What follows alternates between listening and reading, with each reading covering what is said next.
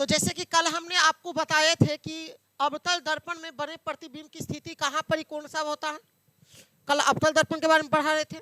आज अवतल दर्पण के बारे में ही हम आपको बताने वाले हैं। ठीक है, जैसे देखिए एक चीज याद रखिएगा मेरे भाई, एक बात बताइए कि मोटे कागज, एक मिनट थोड़ा सा इसको बड़ा कर लेते हैं।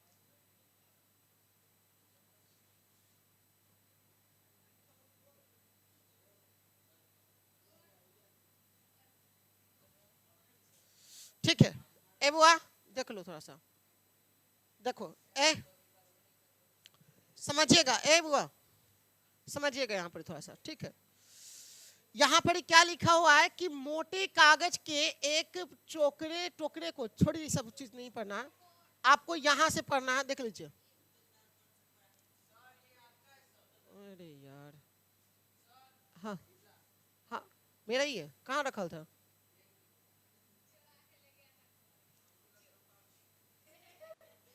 चलिए ए छोड़िए, यहाँ पर देखिएगा ए अवतल दर्पण के उपयोग क्या लिखल है।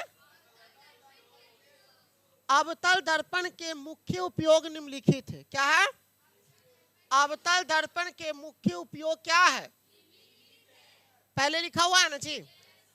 चूंकि अवतल दर्पण जो होता है निकट रखी वस्तु का सीधा और बारा तथा आभासी प्रतिबिंब बनाता है। एक पॉइंट याद रखिएगा। क्या पॉइंट याद रखिएगा? कि अवतल दर्पण जो होता है, कौन सा दर्पण? उसमें बना जो प्रतिबिंब होता है वस्तु का सीधा होता है। क्या होता है? और बड़ा होता है। और कैसा है? आभासी प्रतिबिंब बनाता, मतलब अवतल दर्पण के जो निकट रखी वस्तु, क्या जी? अगर कोई अवतल दर्पण है उसकी निकट रखी वस्तु जो है, निकट रखी वस्तु जो है,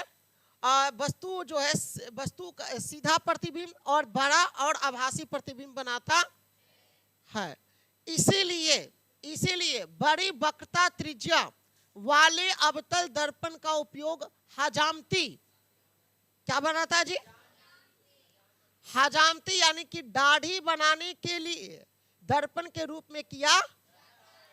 अगर कोई पूछ दे सवाल में कि दाढ़ी बनाने के लिए जिस आईने का प्रयोग हम करते हैं वो कौन सा दर्पण होता है? अच्छा बताओ कि दाढ़ी बनाने के लिए अवतल दर्पण का प्रयोग क्यों करते हैं? अगर एग्जाम में आ जाए ऐसा सवाल कि दाढ़ी कोई नहीं, क्योंकि अवतल दर्पण में निकट रखी वस्तु का जो है ना सीधा प्रतिबिंब देता है, बड़ा प्रतिबिंब देता है और कैसा देता है? आभासी प्रतिबिंब बनाता है। आभासी नहीं, आभासी में क्या सिखाए थे? अच्छा बताओ एक चीज बताओ कि अवतल समझ में आ गया ना कि हजामती जो बनाते हैं, हजामती का मतलब समझते हो ना, दाढ़ी बनाना। हजामती का मतलब हुआ दाढ़ी बनाना। ठीक है, तो दाढ़ी बनाने में जो है किस दर्पण का प्रयोग करते हैं? यहाँ पर ही देख लो, ये जो आईना है, ये जो दर्पण है, ये कौन सा दर्पण है? और ये बेचारा क्या बना रहा है? दाढ़ी बना रहा है ना। इसका मतलब हुआ कि दाढ़ी बना, इस एग्जाम में आया क्वेश्चन एग्जाम में आया था कि हजामती बनाने में किस दर्पण का प्रयोग किया जाता है? अवतल दर्पण का प्रयोग किया जाता है। और सवाल अगर आपसे कोई पूछ देगा, अच्छा एक बात बताओ कि अवतल दर्पण का ही प्रयोग क्यों करते हैं? तो हजामती बनाने में जो है अवतल दर्पण का प्रयोग क्यों करते हैं? क्योंकि अवतल दर्पण में निकट रखी वस्तु का प्रतिबिंब जो होता है सीधा होता है, बड़ा होता है और आभासी प्रतिबिंब बनता है। ये सवाल हो गया। अगर एग्जाम में रटना नहीं, समझो आखिर अवतल दर्पण का प्रयोग जो होता है दाढ़ी बनाने में आखिर क्यों करते हैं? तो इसका एक ही कारण है, क्योंकि वस्तु का जो निकट रखी वस्तु का प्रतिबिंब जो होता है वो हमेशा क्या होता है?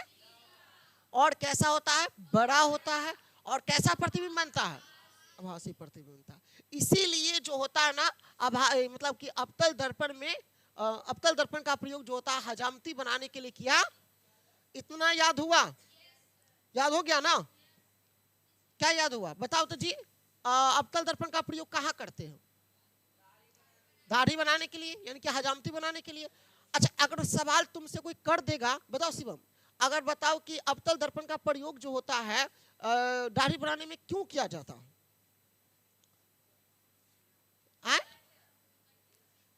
बताना क्या, हम वैसे बताए हैं। अभी क्या बताए बताओ तो।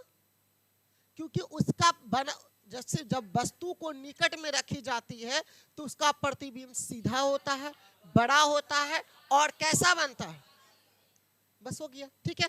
इतना एक चीज को हम कई बार बोल चुके हैं, अभी तो याद हो जाना चाहिए। आगे देखो क्या है, आगे क्या है जो समझ लो। एक बात और याद रखिएगा कि अवतल दर्पण जो होता है, अवतल दर्पण जो होता है वो टॉर्च में किया जाता है। अवतल दर्पण का प्रयोग कहाँ किया जाता है? जो टॉर्च होता है ना, उसमें आपका कौन सा दर्पण का प्रयोग किया जाता है? वाहनों के हेडलाइट में, वाहनों के हेडलाइट में जो गाड़ी होता है ना, गाड़ी के अगला जो लाइट होता है उसमें शीशा जो लगा होता है वो कौन सा दर्पण होता है? तो वाहनों के हेडलाइट में किस दर्पण का प्रयोग करते हैं? अच्छा, सर्च लाइटों में, किसमें? सर्च लाइट, जो सर्च करने वाला होता है ना, तो सर्च लाइट में जो होता है उसमें कौन सा प्रयोग किया जाता है?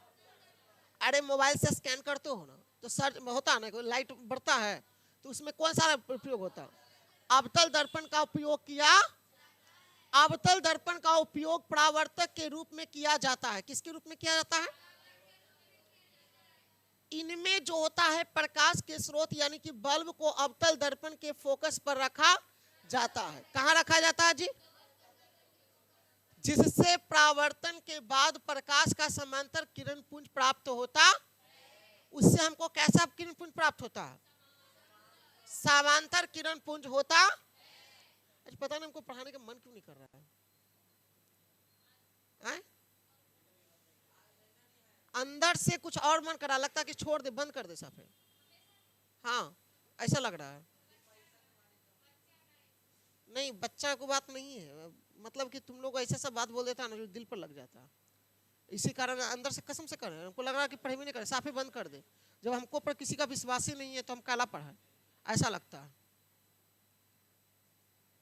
चलो देखो, अच्छा, रोगियों के बोल जरूर रहे हैं लेकिन अंदर से नहीं बोल रहे हैं, ऊपरी मन से बोल रहे हैं।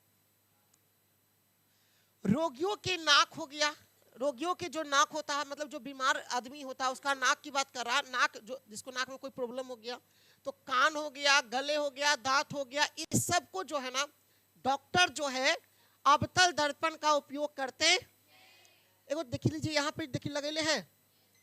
अब बताओ ये कौन सा दर्पण का प्रयोग कर रहे हैं? अवतल दर्पण का प्रयोग करते हैं कौन कौन? तो डॉक्टर साहब जो होते हैं वो रोगियों के नाक को, कान को, गले को, दांत को आदि को डॉक्टर जो होता है अवतल उसको देखने के लिए किसका प्रयोग करते हैं? वहां पर जो लगल रहता है ना जी, तो कौन सा दर्पण का प्रयोग? जैसे देख लीजिए ये डॉक्टर साहब है, यहाँ पर देखिए, यहाँ पर कौन सा दर्पण लगेले हैं? अवतल दर्पण। यहाँ ऊपर में तो लाइट है ना जी, यहाँ कौन सा दर्पण का प्रयोग कर रहा है? अगर पूछेगा क्वेश्चन कैसे एग्जाम में आता है पता है? क्वेश्चन एग्जाम में आएगा कि डॉक्टर जो होता है अपने मरीजों को देखने के लिए किस दर्पण का प्रयोग करते हैं। अच्छा, ऐसे बोले देगा कि नाक या गले या दांत को देखने के लिए डॉक्टर जो है किस दर्पण का प्रयोग करते हैं? तो डॉक्टर साहब हमेशा किस दर्पण का प्रयोग करते हैं? अवतल दर्पण का प्रयोग। अच्छा बताओ, सौर भट्टियों क्या है? सौर भट्टियों जो होता है, सौर भट्टियों का मतलब समझते हो ना? अरे सौर भट्टियों जो बोलते हैं, क्या बोलते हैं? सौर ऊर्जा, जानते हो सौर ऊर्जा? आप चल जाओ वहाँ पर, नुनुबती कॉलेज है ना, उसके जस्ट सामने देख लेना, तो वहाँ पर सौर भट्टी लगल है, जो प्लांट जो इससे लगा होता है, नहीं लगल है? अरे नुनुबती कॉलेज के जस्ट आगे जाके देखोगे ना, तो बहुत सारा सूर्य प्लेट लगा होता है।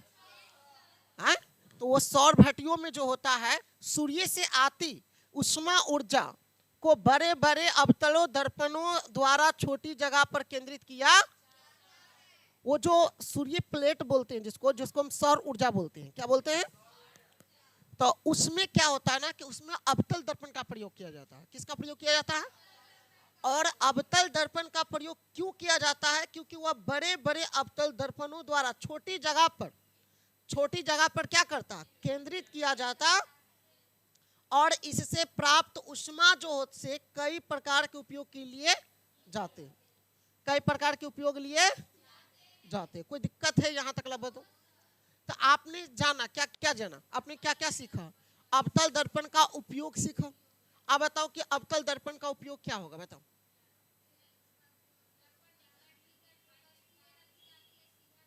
अवतल दर्पण का अगर कोई पूछ देगा, बताओ कि अवतल दर्पण का प्रयोग कहाँ किया जाता है? एग्जाम में भी आ जाता है। और एक बात बताते हैं, आप क्वेश्चन बैक उठा लो, ठीक है, और उसको जो हम बोल रहे हैं सवाल को, हमको सारा याद है कि कहाँ से कौन सवाल पूछने वाला। क्वेश्चन एग्जाम में पूछ दिया था कि अवतल दर्पण का 2 प्रयोग लिखे। तो अब बताओ कहाँ क्या क्या लिखेगा, बताओ। अवतल दर्पण का उपयोग जो होता है हजामती बनाने के लिए किया जाता है। अवतल दर्पण का उपयोग जो होता है सौर भट्टियों में किया जाता है। अवतल दर्पण का उपयोग जो होता है रोगियों के नाक, कान, गले, दांत आदि की जांच करने के लिए किसका डॉक्टर जो है किसका उपयोग करते हैं? ये समझ में आ गया? पूरा बढ़िया से याद हुआ?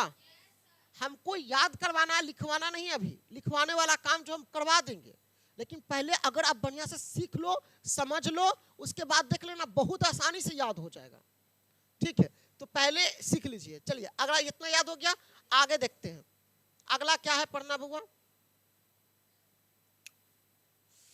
चलिए, पीछे में कुछ छूट गया ना।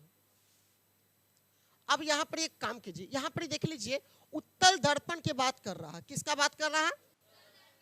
उत्तल दर्पण में प्रतिबिंब का वर्णन। अब अभी तक आपने किसका पढ़ाई किया? अभी तक आपने पढ़ाई किया किसका? एगो आईना जो हम सरस्वती माँ के लिए लगाए थे, उस आईना को तुम देखना तो एगो तरफ से देखेगा ना तो बड़का को फिगर बनेगा। बड़का को फिगर बनता है ना, बड़ा प्रतिबिंब बन रहा है, निकट रखी वस्तु को देखना तो बड़ा चित्र बनेगा, है ना, बहुत बड़ा लगेगा देखना। तो वो कौन सा दर्पण है? अवतल दर्पण है। वो जो आईना देखा ना, वो कौन सा दर्पण है? सॉरी, अवतल दर्पण है। अब हम क्या पढ़ेंगे? उत्तल दर्पण में प्रतिबिंब का बनना। उत्तल दर्पण में किसका बनना? उत्तल दर्पण में किसका बनना? उत्तल दर्पण द्वारा। किसके द्वारा? किसी वस्तु का सदा आभासी प्रतिबिंब ही बनता। उत्तल दर्पण में हमेशा कैसा प्रतिबिंब बनता है? क्वेश्चन आता है एग्जाम में, क्वेश्चन ऐसे आ जाएगा कि उत्तल दर्पण में बना प्रतिबिंब कैसा होता है? तो आभासी होता है। याद हो गया? उत्तल दर्पण में बना प्रतिबिंब कैसा होता है? तो यहाँ लिख दिया है कि उत्तल दर्पण द्वारा किसी वस्तु का सदा आभासी प्रतिबिंब ही बनता, चाहे वस्तु कहीं भी काहे नहीं रखल हो, कहीं भी रखा हो।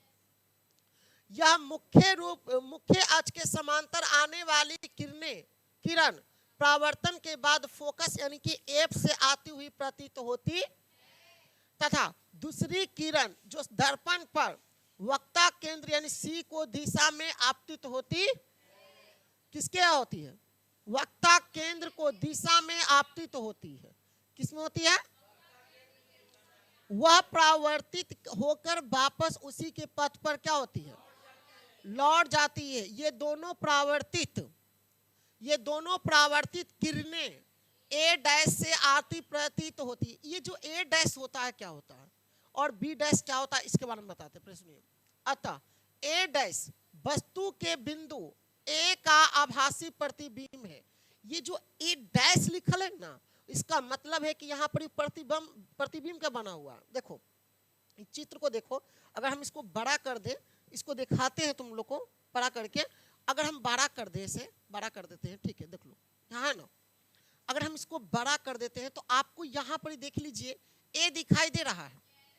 अगर ए दिखाई दे रहा है, देखो यहाँ पर ये यहाँ दे रहा है, तो ये आपका वस्तु है। क्या है? ये क्या है? अब देख लो इसका प्रतिबिंब जो है कहाँ बन रहा है? यहाँ पर ए डैश है, तो ए डैश जो है उसका प्रतिबिंब है। किसका प्रतिबिंब है? उस वस्तु का प्रतिबिंब है, उस वस्तु का। और यहाँ पर ही है आभासी प्रतिबिंब इस प्रकार है। हम देख सकते हैं कि ए डैश बी डैश वस्तु ए बी को आभासी प्रतिबिंब, लेकिन यहाँ पर कैसा प्रतिबिंब है? उत्तल दर्पण में हमेशा कैसा प्रतिबिंब बनता है? उत्तल दर्पण में हमेशा कैसा प्रतिबिंब बनता? आभासी प्रतिबिंब बनता। बॉडी को सीधा करो, सही से बैठो। अच्छा, यह दर्पण के पीछे बनता है। यह कहा कैसा बनता है जी? अच्छा बताओ ए बउआ, सीधी सी बात है, ए मुन्ना सुनो, ए बउआ तेरा पर तो बहुत मूड गर्म हो जाता है। नहीं नहीं, किताब लेने की तुम बात कर रहा, तुम ही शिकायत तो करता है कि सर ये नहीं पढ़ाए वो नहीं पढ़ाए। अभी क्लास जब पढ़ाते हैं, आज सर कैसे ही बोल दिया कि 1.3 छोड़ दिए थे हम, यहीं से गलती पकड़ा गया है। आप देख लो, यहाँ पर ही देख लो, ये हमारा क्या है? वस्तु है। इसका प्रतिबिंब कहाँ बन रहा? पीछे बन रहा है। तो उत्तल दर्पण में बना प्रतिबिंब जो होता है वस्तु के पीछे बनता। क्या होता है जी? प्रतिबिंब कहाँ बनता है? तो यहाँ लिख दिया, दर्पण के पीछे बनता तथा आभासी सीधा और वस्तु से छोटा होता। अब सवाल क्या होगा? ए बताओ, उत्तल दर्पण में, किस दर्पण में बना प्रतिबिंब जो होता है वो कैसा होता है? आभासी है तो क्या होगा? आभासी है तो अच्छा, वस्तु से छोटा प्रतिबिंब बनेगा। अच्छा, उसके बाद दर्पण के पीछे प्रतिबिंब कहाँ बनेगा?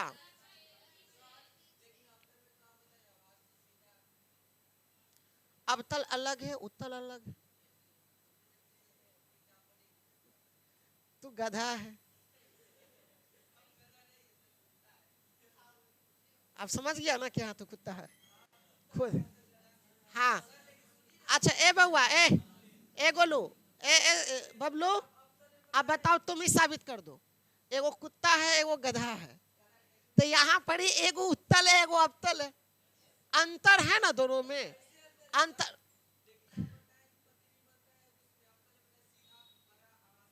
हाँ हाँ, तो यहाँ पर अच्छा, उसमें सीधा बताए थे और उसमें वस्तु के अपेक्षा उल्टा नहीं बताए थे। कैसा प्रतिबिंब बनता? वास्तविक बताए थे कि नहीं बताए थे? ओहो, सब रिकॉर्ड है।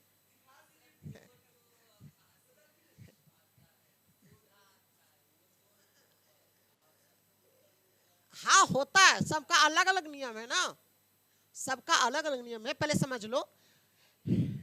ए बउआ देखो इधर, हम उत्तल दर्पण की बात कर रहे हैं ना अभी, ठीक है? जबकि अवतल दर्पण था तो बात नहीं किया, लेकिन अभी बात कर रहे हैं ना, फिर समझा देंगे, ठीक है? इधर अभी हम बात करते हैं उत्तल दर्पण का प्रतिबिंब। उत्तल दर्पण में प्रतिबिंब कहाँ बनता है?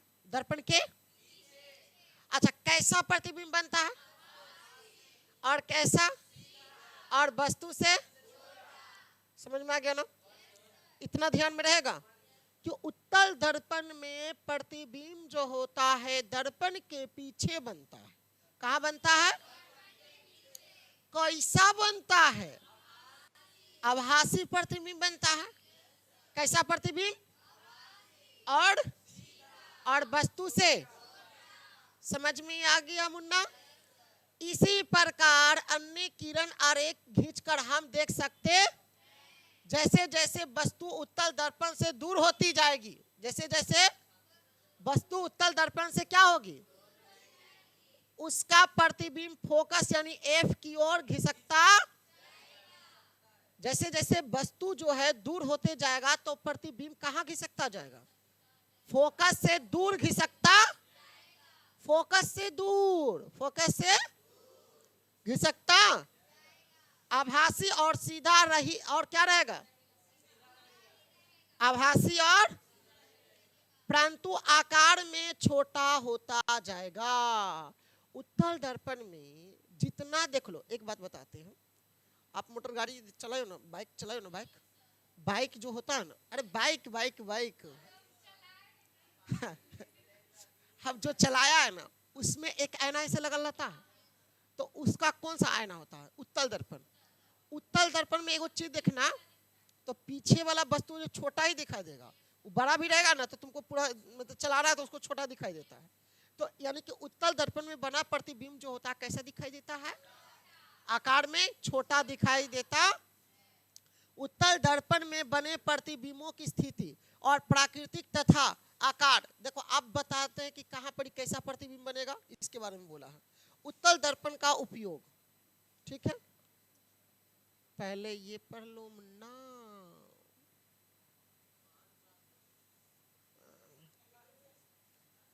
चलो अब यहां पर देख लो,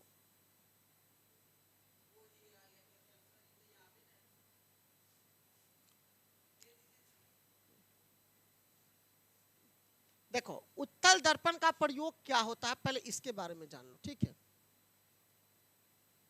उत्तल दर्पण का प्रयोग, देखो उत्तल दर्पण का उपयोग कहाँ किया जाता है, इसके बारे में ना सुनो।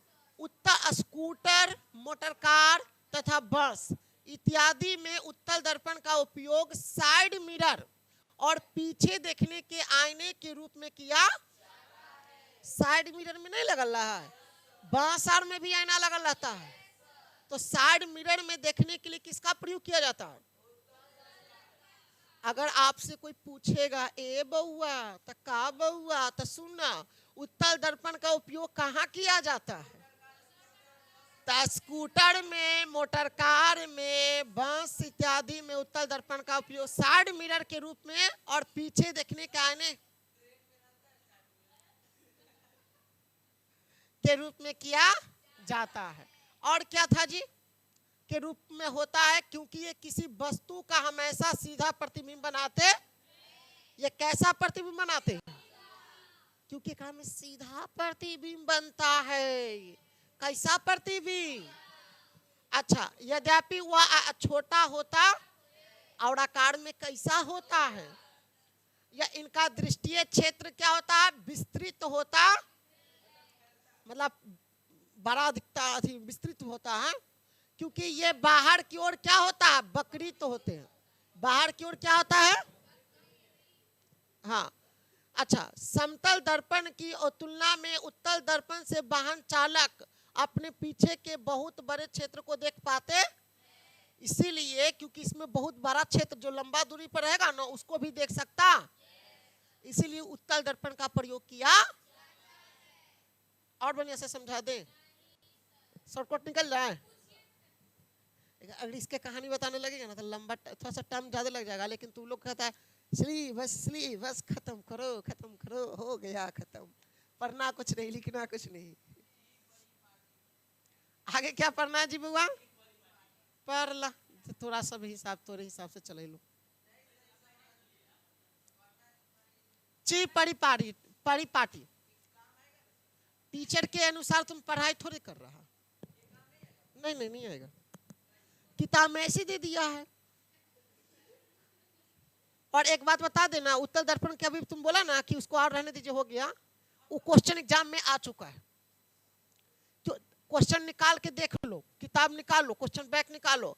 वो क्वेश्चन आया था ऐसे कि उत्तल दर्पण का उपयोग जो होता है साइड मिरर के रूप में क्यों किया जाता है, क्यों देखने के रूप में क्यों किया जाता है। अब बताओ, हम बता दिए, बताओ तो क्यों देते उत्तल, हाँ क्यों किया जाता है, क्यों किया जाता है मुन्ना, टीचर से पंगा बहुत महंगा लगता है। ठीक है, टीचर कभी भी नहीं चाहेगा कि वो अपना स्टूडेंट को सारा चीज लगता है दे दे, लेकिन कोई स्टूडेंट वो ऐसा हो जाता है ना कि मारता है ऐसा ना कि दिले पर दर्द हो जाता है। ची परिपाटी के अनुसार।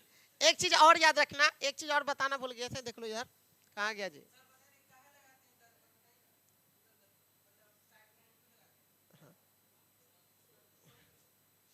एक बात और बताते, ची परिपाटी में एक चीज हम बता देते हैं, शॉर्टकट अगर बताना चाहते हैं ना तो हम बताते कि सुन मुन्ना, अवतल दर्पण माइनस में होता है और उत्तल दर्पण हमेशा, हम अपना मन से इसी बता के कहते जल हो गलो खत्म। तो ये पढ़ाई के मतलब आपको पूरा डिटेल पढ़ना चाहिए ताकि आपके दिमाग में,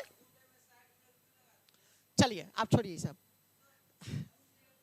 किसी गोलीय दर्पण के सामने रखी वस्तु के प्रतिबिंब का स्थान, ए बउआ, प्रतिबिंब का स्थान क्या करा सुनो, और प्रकृति न केवल वस्तु की जा सक क्या है, और स्थिति पर निर्भर करता, बल्कि इस बात पर भी निर्भर करता है कि दर्पण अवतल है कि उत्तल है।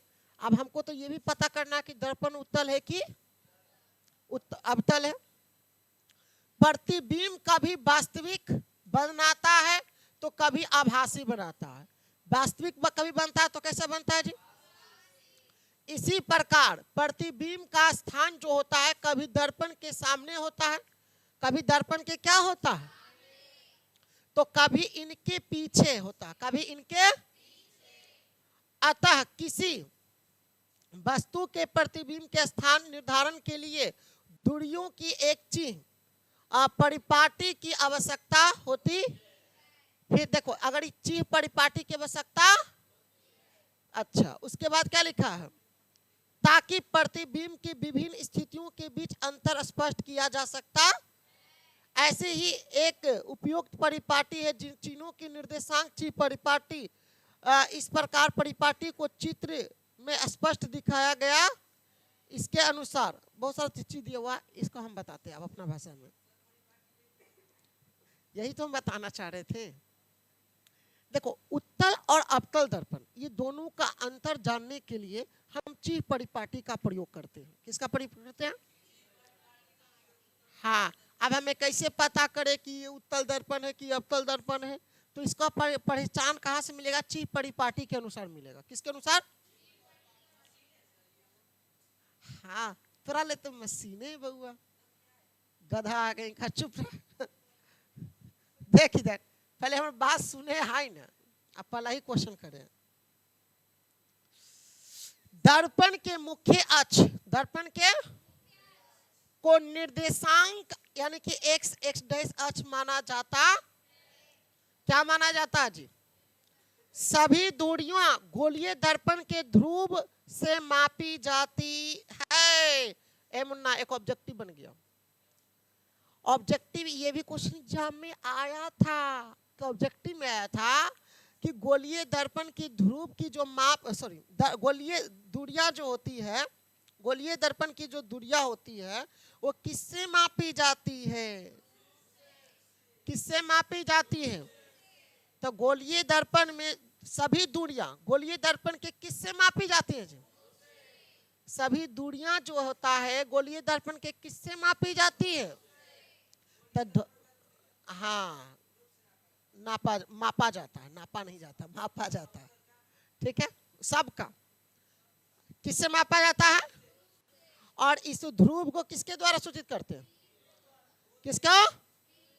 किसके द्वारा? और मूल बिंदु माना, अच्छा मूल बिंदु कौन होता है इसमें? गोलीय दर्पण में मूल बिंदु कौन होता है? ध्रुव। कौन होता है? समझ में आई लो?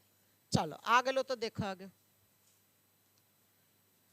ए बउआ, उत्तल दर्पण का प्रयोग हो चुका है, पढ़ा दिए ना। अतः मूल बिंदु से मापा जाता है। यहाँ पर एक चित्र दिया है, देखिए इस चित्र में यही चित्र क्या लिखा है? गोलीय दर्पण के लिए निर्देशांक चित्र परिपाटी, यही है चित्र परिपाटी। आपको एक तरफ दिखाई दे रहा होगा, इसको बढ़िया से अगर समझा दे तो देखो यहाँ पर ही लो। अरे हाँ भैया, मैथे वाला है। अब देख लो, ये आपका एक्स अक्ष होता है, ये एक्स ले लिया है, ठीक है, और यहाँ पर एक्स डैश लिखा है। क्या लिखा है? और ऊपर की ओर क्या है? नाम नहीं दिया रे। अच्छा, नीचे ऐसे बाई होता, बाई डैश होता है। तो इसमें क्या लिखा है? मूल बिंदु से दाईं ओर दूरियां धनात्मक होती है। ये एक्स डैश में ये एक्स होता है ना जी, हम लोग भी पढ़े हैं ऐसे। तो ये एक्स डैश होता है, ठीक है। तो मूल बिंदु से एक बात बताओ, मूल बिंदु से इधर वाला जो दूरियां होती है वो क्या होती है? ये तुम लोग भी जानता है, मैथ में भी पढ़ा। इधर वाला क्या होता है? अच्छा, अब मूल बिंदु के बाईं ओर वाला जो दूरियां होती है क्या होती है? अच्छा, ऊपर की ओर जो दूरियां होती है और नीचे की ओर, ये तो चीज आपको मालूम होगा, ठीक है। तो गोलीय दर्पण में भी इसका प्रयोग किया। हाँ हाँ हाँ हाँ हाँ, ठीक है। अच्छा,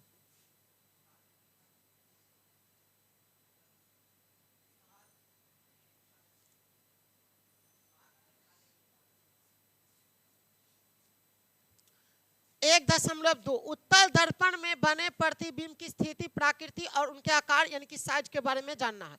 जैसे अवतल दर्पण में ज्यादा पढ़ना था, उत्तल दर्पण में थोड़ा सा कम है, तो ऐसे पढ़ा था ना, लेकिन उसमें क्या पढ़ा था अवतल दर्पण में, और इसमें क्या पढ़ रहे हो उत्तल दर्पण।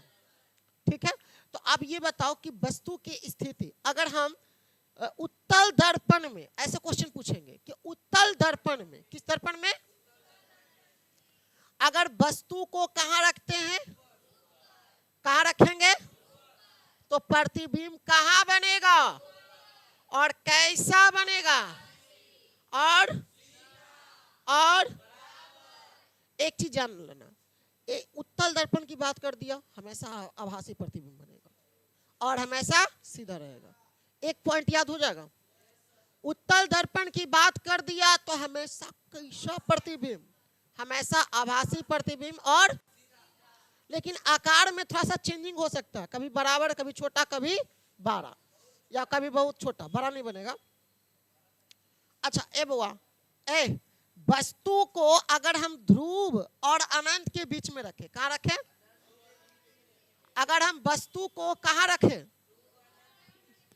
ध्रुव और कहां रखेंगे, ध्रुव और अनंत के बीच में रखेंगे तो प्रतिबिंब दर्पण के पीछे बनेगा और ध्रुव तथा फोकस के बीच रहेगा। कहां रहेगा, और कैसा प्रतिबिंब, और आकार में, समझ याद हो जाएगा ना। अगर वस्तु की स्थिति कहां रख देते हैं, अगर वस्तु अनंत पर रखेंगे, वस्तु को कहां रखेंगे, तो कैसा प्रतिबिंब, फोकस पर, कहां का प्रतिबिंब कहां बनेगा, कैसा, और अनंत में रखेंगे तो बहुत। तो ये लगता है कि आज खत्म हो गया है ना, और है अभी, और है अभी, दर्पण सूत्र बचलेगे महीने, अभी हम क्या बता रहे हैं, अभी पढ़ाने में टाइम लगेगा, थोड़ा सा टाइम आप लोग को लिए है, थोड़ा सा कम पढ़ा रहे हैं, लेकिन कल से आप लोग टाइम पर आ जाइएगा ना, तो हम कल से खींच लेंगे जल्दी जल्दी, ठीक है। सुनिए, हाँ, तो कल पढ़ाएंगे दर्पण सूत्र के बारे में, ये सब सिद्ध भी करना होता है, एगो F बराबर R/2 सिद्ध करना है, एगो दर्पण सूत्र सिद्ध करना है, ठीक है। अब ज्यादा चीज नहीं बचल है, एगो दर्पण है, उसके बाद अभी क्या वो है, ये दर्पण सूत्र को सिद्ध करना है, आवर्धन के बाद नहीं, खत्म है जी, खाली कल का क्लास लास्ट होगा, ठीक है। अभी होमवर्क तो लेते जाओ।